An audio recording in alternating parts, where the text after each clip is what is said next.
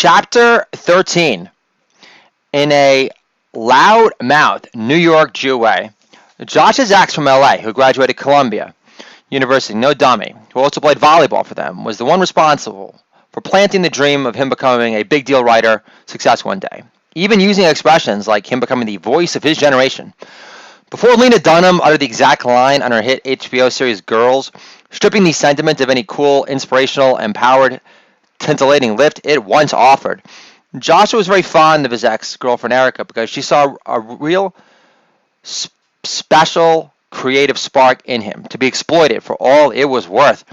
She had them writing spec sample scripts for Malcolm in the Middle and Curb, sending them off to contests and various paid fellowships, which made Joshua happy because he loved getting lost in imaginary playland because it was a pleasant respite from cold calling his brains out 10 hours a day, lucky to get 7 IT directors on the phone for less than 4 minutes a pop max before he came home at night, ready to create new story worlds with his first living girlfriend and eventual love at the time.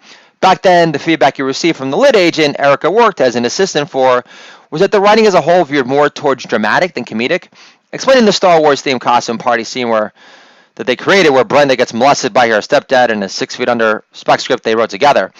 Before Joshua moved out and gave Erica his rent-controlled apartment on Harper Street in West Hollywood, only a block down from the more posh, less in-your-face, white-beater sporting gay King Street, where the far prettier, SAG card-owning actresses roamed, assuming they were actually out in public in the street, running late for an audition in Studio City.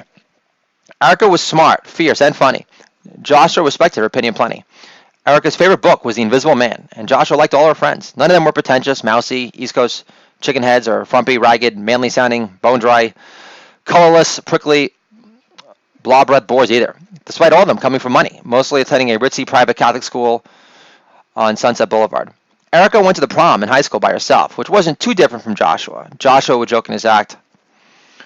Last year there was an all-Muslim girl prom in Detroit, Michigan, so the prom was like mine, pork-free.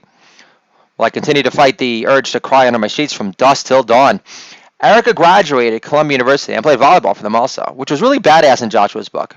He also learned how at Columbia you're forced to receive a comprehensive education in the arts, which meant you studied Shakespeare inside and out.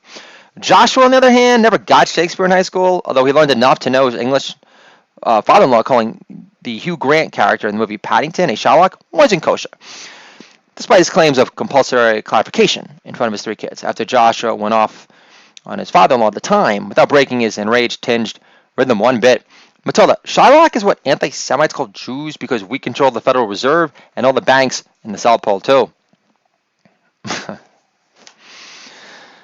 Also, the religion of Islam forbids the practice of paying interest on loans. So, of course, they love the UN for giving them blank checks to build death tunnels to kidnap and murder innocent Jewish children without having to make any loan interest payments in return. Plus, before the Holocaust, the anti-Semitic trope took form about Jews being predatory moneylenders who lived to suck off the debt-drowning, mathematically challenged, green beer drinking Irish brogue for all the potato skins he was worth. But what Nazi apologists failed to point out is how moneylending was the only profession Jews were allowed to partake in back then. Yet according to Gentiles at large, they were under the impression Jews were chosen to do nothing but spread disease, hoard money, tax you with interest to death, and live to come up with inventive ways to heckle the Romans into crucifying Jesus, so they'd have Martin Luther, the founding father of Protestantism, who could rally support around burning down every Jewish synagogue in sight because famed Jewish artist Marc Chagall didn't care for cluttering up his awe-inspiring stained glass window fixtures at Temple Beth Israel in Paris with even more pictures of Jesus hung on a cross, deeming them a tad too churchy because Jews for Jesus synagogue offshoots hadn't gone viral yet. Once Joshua recalls Erica getting a tad East Coast pretentious for his taste, stating in a very pissed-off, matter-of-fact manner, how can you expect to be a successful writer, whether it's writing TV sitcoms or not, if you haven't read any book of fiction besides The Godfather? Joshua replies, I can think of worse writers to read than Mario Puzo, but I did take an anthology of American short stories senior year in high school, and I don't recall Faulkner or Flannery O'Connor being Major Pay Turner's babe. The forced, broken up Southern Imbibe English was more brutal to read than Tom Sawyer and Huck Finn combined. No offense. The best gift Joshua ever received, besides the birthday poem card from his daughter on his 44th birthday, between him filling out his wife's Father's Day card for himself, insisting to his wife, I thought I'd make it easier for you and you're always telling me how I'm the writer in the relationship, was tickets for a live taping showing of Friends at the Warner Brothers lot in Burbank that he received for his birthday one year when they lived in West Hollywood together, where they used to watch Friends together, between Joshua looping himself up for more strap-on sessions to ensure his diminishing manhood was rammed up his rosy rear for good. During this live taping of Friends, Joshua would see the writers on Friends talk to the actors and give them ideas for lines in between takes, which the actors would incorporate soon after. Joshua will always cherish this moment when Erica whispered in his ear, "You could be that writer one day." What a move. Joshua never felt so loved prior for having someone who believed in him, becoming somebody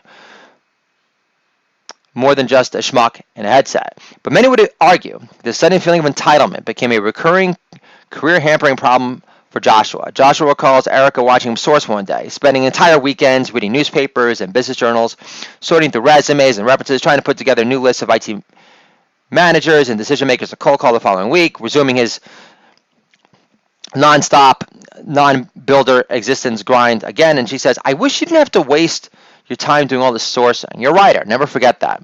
All these memories flooded Joshua as he drove past Columbia University on his way to his first Jewy Manhattan Book Club meeting.